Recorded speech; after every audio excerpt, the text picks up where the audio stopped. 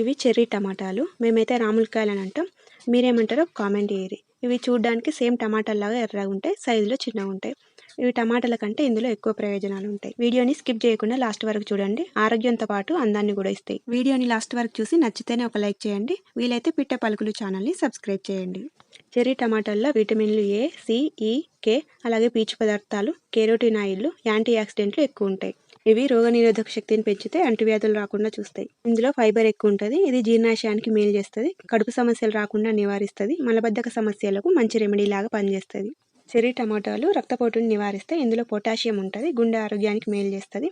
Cherry టమాటాల్లో క్యాలరీలు తక్కువ, minerals ఎక్కువ ఉంటాయి. అందువల్ల బరువు తగ్గాలనుకునే వారికి డైట్లో మంచిగా పనిచేస్తుంది.